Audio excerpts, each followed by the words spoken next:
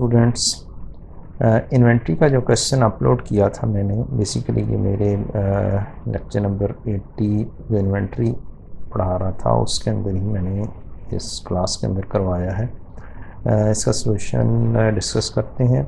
सबसे पहले exam view point of से सबसे पहले आपको क्या पढ़ना चाहिए, आपको रिक्वायरमेंट पढ़नी चाहिए। मांगा क्या है? Compute the value of closing inventory using perpetual system weighted average cost method.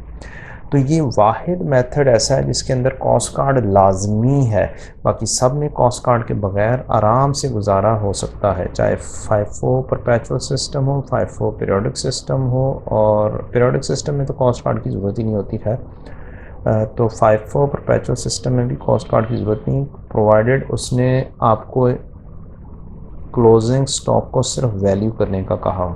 अगर वो क्वेश्चन के अंदर कॉस्ट कार्ड बनाने का कह देता है फिर लाजमी है फाइफो मेथड में, अदरवाइज़ ज़रूरत नहीं है।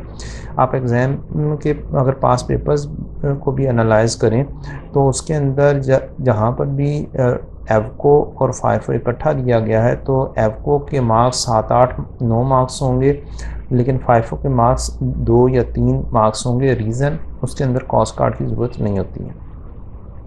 दूसरी रिक्वायरमेंट है prepare trading account under both methods, under both systems नहीं है, under weighted average cost method है।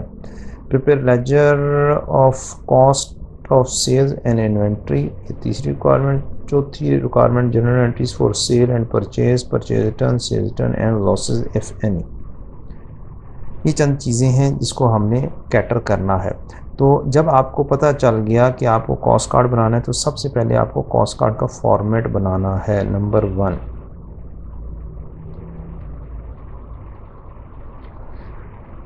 फॉर्मेट बना के अब हम चलेंगे फॉर्मेट के ऊपर। फॉर्मेट के अंदर जाके जनरल एंट्रीज़ करेंगे, तरतीब से जनरल एंट्रीज़ होनी चाहिए। क्वेश्चन के अंदर बाज़ औक़ात तरतीब से डाटा नहीं दिया होता, यहाँ पर क्वेश्चन में तरतीब से डाटा दिया हुआ है, डेट वाइज एप्लीकेशन होती है क्वेश्चन के अंदर। ये आ गया हमारे पास सॉल्यूशन।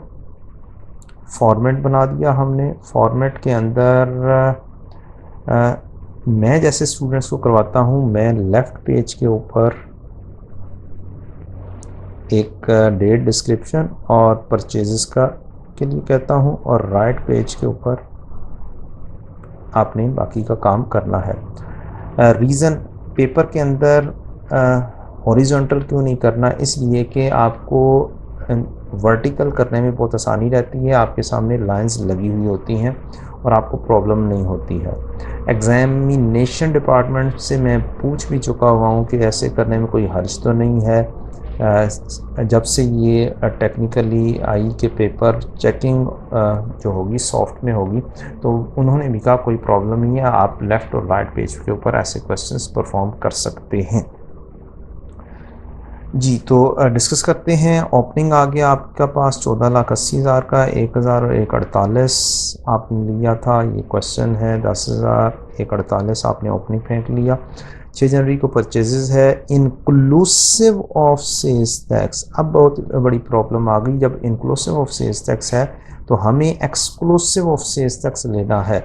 सेल्स टैक्स रिफंडेबल होता है नॉर्मली, और यहाँ पर भी लिखा भी हुआ है adjustable against sales tax payable. तो ये चीज़ रिफंडेबल और पेएबल आपकी इन्वेंट्री के कॉस्ट कार्ड में नहीं आती है। इन्वेंट्री के कॉस्ट कार्ड में exclusive of sales tax value आनी चाहिए।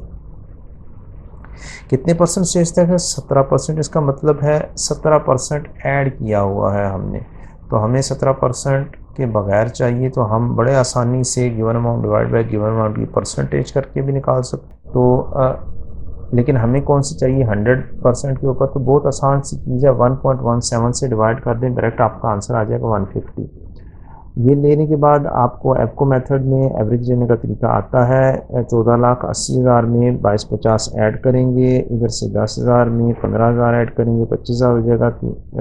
373 को तकसीम करेंगे 25,000 से, 150 से एरिया 2 आ जाएगा। ये वे आउट होता है एवरेज मेथड का, एप्को मेथड का। नेक्स्ट आप चलेंगे क्वेश्चन के ऊपर। तो क्वेश्चन में सेल आ रही है 18,000 यूनिट्स हैं, बेचे हैं 245.7 में। कॉस्ट कार्ड में सेल रेट का कोई लिंक नहीं है। Cost card need only cost.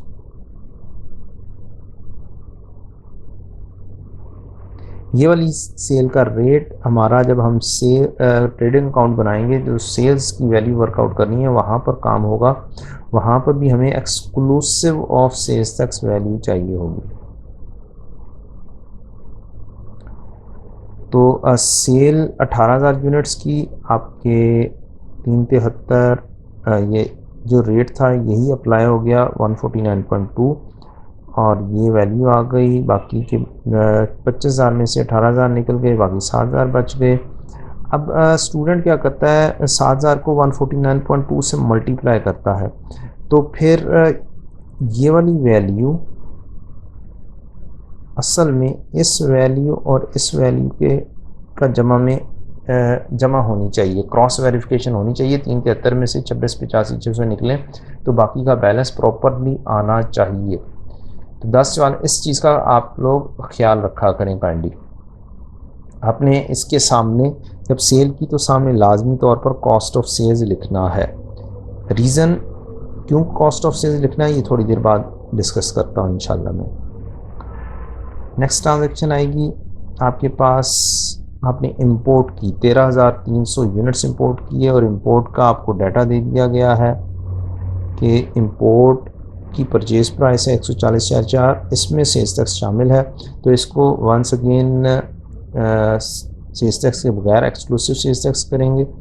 Freight charges शामिल होंगे, कंसल्टेंट फीस शामिल हो जाएगी, एडमिनिस्ट्रेटिव एक्सपेंसेस कभी शामिल नहीं होते, हैंडलिंग चार्जेस शामिल हो जाएगी, इंश्योरेंस एंड चार्जेस शामिल हो जाएगी। ये सब चीज़ें शामिल करके हम वैल्यू निकाल लेंगे, और हमारे पास वैल्यू आ गई। ये एक्सक्लूसिव किया हमने, ये सारी चीज़ें ली, इंपोर्ट की वर्किंग की, इसको हमने given amount divide by given amount की परसेंटेज करके परचेज प्राइस एक्सक्लूसिव वैल्यू ले ली। इसकी वैल्यू आ गई 165, 165 को यूज़ किया, वैल्यू आ गई और एवरेज ले लिया। नेक्स्ट ट्रांजैक्शन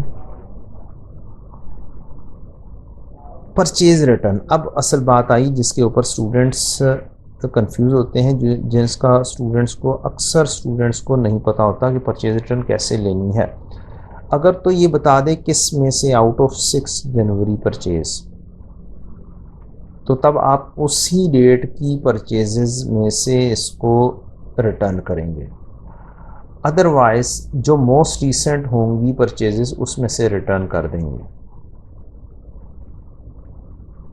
तो परचेज रिटर्न आउट ऑफ 6 जनवरी है, 6 जनवरी पे रेट 150 था, तो आपको भी यही 150 का रेट यहाँ पर अप्लाई करना है परचेज रिटर्न।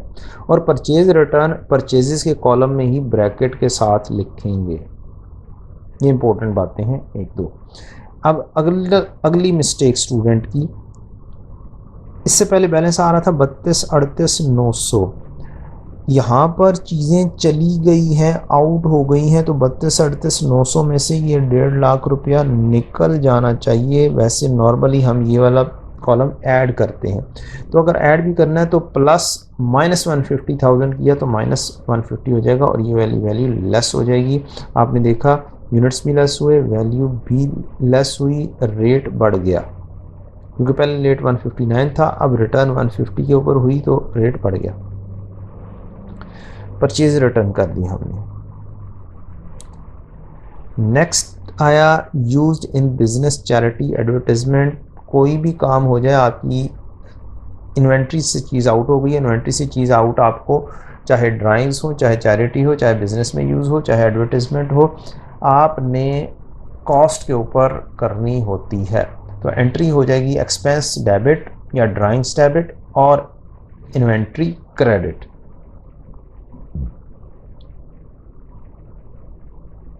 $300 यूनिट्स आउट हो रहे हैं, ये वाला कॉलम कॉस्ट ऑफ सेल्स के लिए होता है या इश्योरेंस के लिए होता है, या फिर कह सकते हैं इन्वेंट्री का क्रेडिट होता है नॉर्मली। तो आपने चैरिटी एक्सपेंस किया 300 का, 300 यूनिट्स दिए, मोस्ट रिसेंट रेट की अप्लाई करेंगे आप और वैल्यू आ जाएगी और बैलेंस कर देंगे। सेम आगे हम चले, अगले दिन ही इसके सेल्स थी, 20 तारीख को सेल है 12,000 यूनिट्स की, उसके ऊपर भी कॉस्ट अप्लाई करेंगे हम। फिर बात आएगी हमारे पास नेक्स्ट, यहाँ पर सेल्स की हमें कोई वैल्यू नहीं चाहिए, ये जाके हम देखेंगे ट्रेडिंग अकाउंट में। सेल्स रिटर्न अगला इम्पोर्टेंट चीज़ आपके लिए।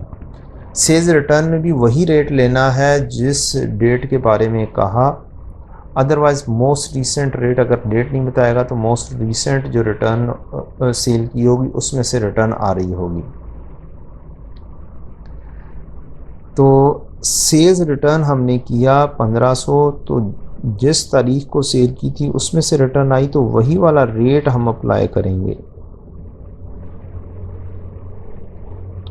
149.2, और ये वैल्यू निकाल ली। अब यहाँ पर वंस अगेन स्टूडेंट गलती कर जाता है, अब चीज़ें जा नहीं रही, आ रही हैं, तो इन्वेंट्री आपकी बढ़ेगी। यहाँ पर आपको ये इसमें प्लस करनी है 223,800 की वैल्यू।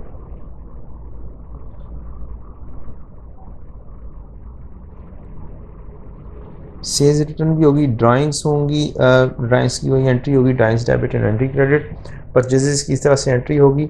31 जनवरी को नॉर्मली यूनिट्स डिस्पोज ऑफ हो जाते हैं। टोटल शॉर्टेज आई 800 की, जिसमें से 200 नॉर्मल है, बाकी इसका मतलब एनॉर्मल है। दोनों की एंट्रीज डिफरेंट हैं, दोनों को अलग-अलग से ट्रीट करना पड़ेगा। हम पहुंच चुके हैं वैल्यू करते हुए कॉस्ट ऑफ सेल, यहाँ पर हम पहुंच चुके हैं। नॉर्मल लॉस आ गया, नॉर्मल लॉस की एंट्री अब आपको मोस्ट रिसेंट जो रेट चल रहा है उसी के हिसाब से करनी पड़ेगी। नॉर्मल लॉस की अलग एंट्री करेंगे, एबनॉर्मल लॉस की अलग करेंगे। रीज़न, नॉर्मल लॉस की entry cost of sales debit और इन्वेंट्री क्रेडिट होती है, और एबनॉर्मल लॉस की एंट्री एबनॉर्मल लॉस डेबिट और इन्वेंट्री क्रेडिट होती है। दोनों यूनिट्स आउट ज़रूर हुए हैं, लेकिन कुछ चीज़ कॉस्ट ऑफ सेल को जानी है, बाकी चीज़ एक्सपेंसेस में जानी है। तो मोस्ट रिसेंट रेट लगा देंगे हम, नॉर्मल लॉस और एबनॉर्मल लॉस का, बैलेंस यूनिट्स आ जाएंगे। बैलेंस यूनिट्स आने के बाद अगली बात अब देखते हैं क्या करता है। यूनिट्स आ गए, कंपनी डायरेक्टली इंपोर्टेड सम, ये तो बात हो गई। Closing inventory includes 1200 units found damage during the stock taking, कुछ डैमेज भी हुए थे। NRV of the damage and the goods are 120 and 200 per unit respectively. NRV की कैलकुलेशन अगर पर यूनिट दिया गया हो तो पर यूनिट से ही कर लेना ज़्यादा आसान हो जाता है, इंस्टेड ऑफ कि आप टोटल अमाउंट के साथ करें। हम इंडिविजुअल यूनिट्स, क्लोजिंग इन्वेंट्री हमारे पास आ चुकी है, यहाँ पर 15,700 यूनिट्स हैं, और अब इसमें एनआरवी टेस्ट आपको अप्लाई करना है। एनआरवी की कैलकुलेशन आप करेंगे, देखेंगे कि आपकी वैल्यू इस वक्त है कितने पर, इस वक्त है 147.14 पर, और यूनिट्स बिकेंगे कितने पर, यूनिट्स बिक जाएंगे जो ख़राब हुए वो 120 पर, इसका मतलब वैल्यू डाउन है।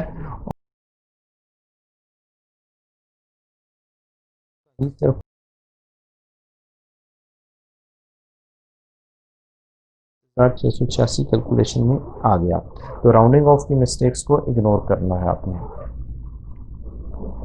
बैलेंस 15,700 यूनिट्स, और ये आपकी बैलेंसिंग अमाउंट आ गई जितनी आपकी आफ्टर एनआरवी एडजस्टमेंट होनी चाहिए।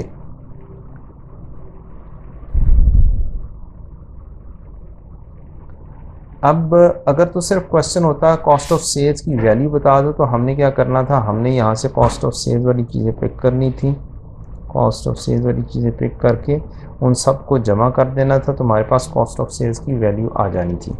लेकिन अगर आपको लेजर का कहा जाए तो फिर आपको लेजर बनाना आपके लिए बहुत ज़रूरी है।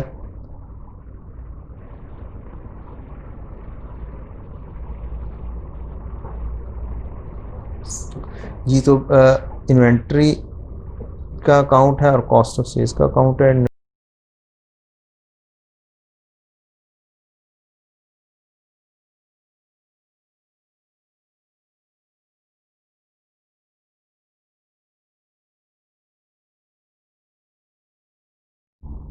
इसके बाद हम इसके डिस्क्लोजर भी डिस्कस कर लेते हैं। डिस्क्लोजर में सबसे पहले अकाउंटिंग पॉलिसी आती है, उसमें बताना होता है कॉस्ट या एनआरवी के ऊपर है। फिर कॉस्ट की डेफिनेशन बता देनी है, cost is measured using weighted average method, किस मेथड के ज़रिए आप वर्कआउट कर रहे हैं और सिस्टम कौन सा है। फिर बताया जाता है कि एनआरवी इज़ एन एस्टिमेटेड, फिर एनआरवी की डेफिनेशन बताई जाती है कि एस्टिमेटेड अमाउंट है, सेलिंग प्राइस है, लेस कॉस्ट टू सेल और ऑर्डिनरी कॉस्ट ऑफ बिजनेस। अगर बिजनेस मैन्युफैक्चरिंग हो तो कॉस्ट ऑफ इन्वेंट्री में शामिल हो जाएगा direct cost and production cost वगैरह भी। दूसरा डिस्क्लोजर है carrying amount is 2277,530, closing balance आपको बताना है, कैरिंग अमाउंट आपको बतानी है। बैलेंस शीट में करंट एसेट्स आएंगे, स्टॉक आएगा। स्टॉक अब आपको जो लेना है वो आपके पास आ चुका है, कॉस्ट कार्ड से आप डायरेक्टली पिक कर लेंगे। क्लोजिंग इन्वेंट्री में कोई ऐसी अमाउंट भी शामिल है जो एनआरवी के ऊपर आप लेकर गए हो, तो ये वाली वैल्यू थी जिसको हम एनआरवी के ऊपर लेकर गए थे। उसके बाद टोटल कॉस्ट ऑफ सेल्स बतानी है और टोटल अमाउंट रिटर्न ऑफ और ट्रांसफ़र टू एक्सपेंसेस अगर कोई है तो वो भी आपको बतानी है। हमारे पास ये 32,686 नॉर्मल लॉस कार्बन आया था या फिर एनआरवी की एडजस्टमेंट आई थी।